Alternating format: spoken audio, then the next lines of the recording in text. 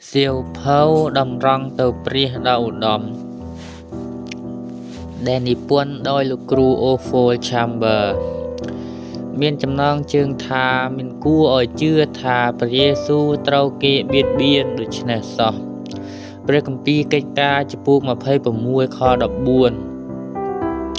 ទូបង្គំទាំងអស់គ្នាក៏ដួលដល់ដីរួចទូបង្គំឮសំឡេងមានបន្ទូលមកជាភាសាហេប្រឺថាសូលណែសូលហេតុអ្វីបានជាធ្វើទុកដល់ខ្ញុំដែលធាកជួលនឹងជន្លួញដូច្នេះនោះពិបាកដល់អ្នកណាស់រីឯការបម្រើព្រះជាម្ចាស់តើបងប្អូនមានគោលបំណងដែលខ្លួនបានកំណត់ទុកឬទេ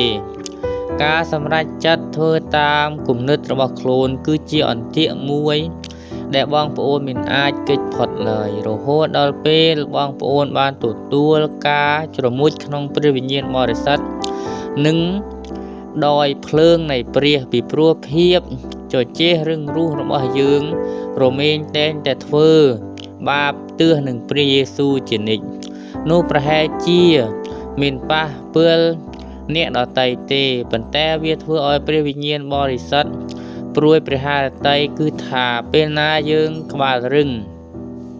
ហើយតាំងចិត្តធ្វើតាមសេចក្តីប៉ងប្រាថ្នាផ្ទាល់ខ្លួនដែលខ្លួនបានជ្រើសរើសហើយនោះបានសេចក្តីថាយើងកំពុងតែធ្វើឲ្យព្រះយេស៊ូវឈឺចាប់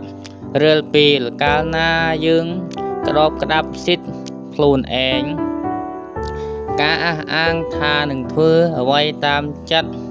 ចង់នោះគឺស្មើនឹងបៀតបៀនព្រះយេស៊ូវដែលនៅពេលណាបងប្អូនលើកខ្លួនអ្នកឲ្យคล้ายជាមនុស្សសំខាន់ម្នាក់ការនេះនឹងរំខានដល់ព្រះវិញ្ញាណបរិសុទ្ធហើយជារឿយតែងធ្វើឲ្យព្រះអង្គព្រួយព្រះハរតីចូលឲ្យបងប្អូនដឹងថាការប្រព្រឹត្តនឹងមានគំនិតបែបនេះបានបៀតបៀនព្រះយេស៊ូវហើយ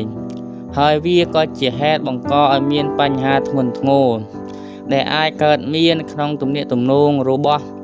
បងប្អូនជាមួយព្រះជាម្ចាស់ផងដែរបងប្អូនអើយការតាក់ទងជាមួយគ្នាកំឡុងពេលកំពុងតែចែកចាយព្រះបន្ទូលនៃព្រះជាម្ចាស់ទៅកាន់បងប្អូនឯទៀត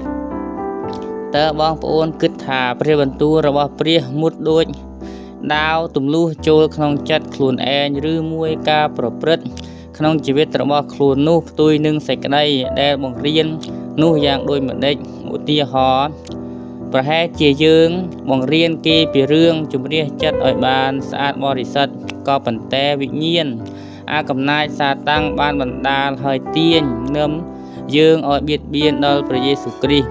ទាំងមិនដឹងខ្លួនផងក៏ថាបានព្រះឯដាព្រះចត្រាគឺព្រះយេស៊ូវគ្រីស្ទនិងព្រះវិញ្ញាណបរិសុទ្ធគឺជាអង្គតែមួយ